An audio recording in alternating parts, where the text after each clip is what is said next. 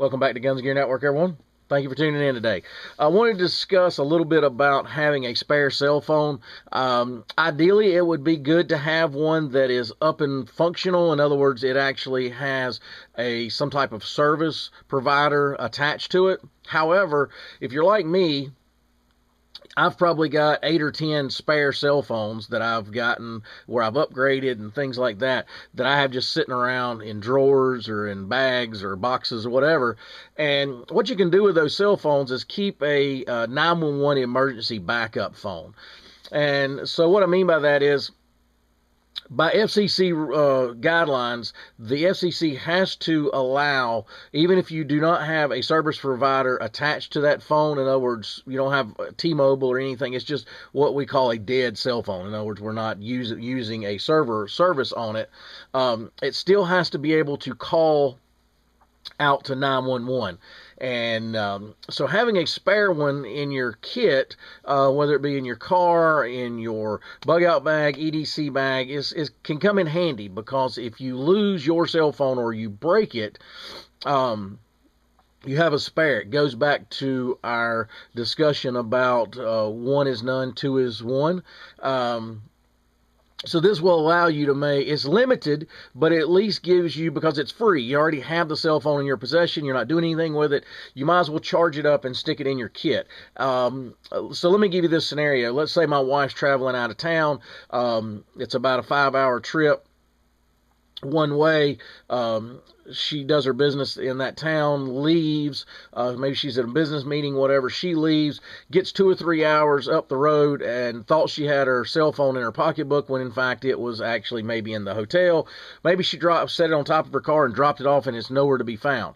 And she has no way to communicate with anyone for that remainder of the 2 or 3 hour trip. And that leaves her vulnerable to not be able to access 911. So she had a spare cell phone in her vehicle. She should be able to call 911. Now, it is limiting because, they can't call you back. So you have to get them some information pretty quickly. Also, because the way cell towers work, you could be in one town, and the cell phone tower that picks up the signal actually dials another 911 system that's out of that jurisdiction. So it's not foolproof, it's not 100%, but it's at least one more way to communicate.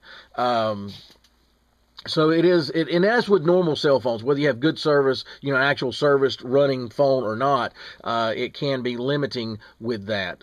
So what you need to do, charge one up. Make sure you have a dedicated charger. Now, luckily, this phone and this phone uses the same style charger, so no worries there. I usually always have a charger, so I can charge them both up, and if I need to. But normally what I do is I'll take something like this and charge it fully, and then put it in there, and about once every couple months I'll take it out while I'm just driving and plug it in and make sure it's charged back up fully. So I highly recommend you guys. They're free, essentially, because you already paid for them. They're just sitting around doing nothing. Charge a couple of them up. I let my wife keep in her car, and I keep one in mine. I actually have a quote-unquote dead cell phone in my bag, my EDC bag. But also keep in mind, it's best if you had a kind of what we call the throwaway phones. In other words, it's limited on service. Maybe you just buy the minutes or whatever. Now, that's ideal. But if you don't want to do that and go through that expense, at least have your old cell phone charged up, because it will allow you to call 911.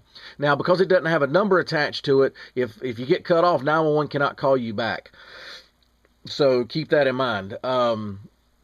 You can also,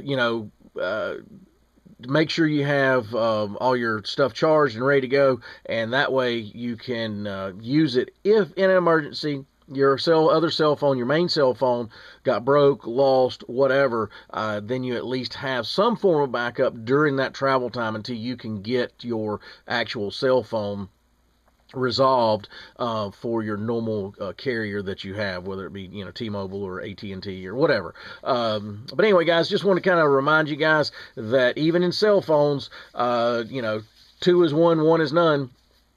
Make sure you're carrying a spare with you, at least for 911 purposes. It could come in real handy one day for yourself or one of your family members.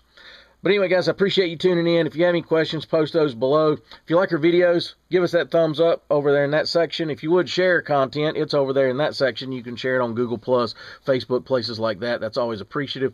As always, guys, like, share, and subscribe, and we bring another video shortly. Have a great day.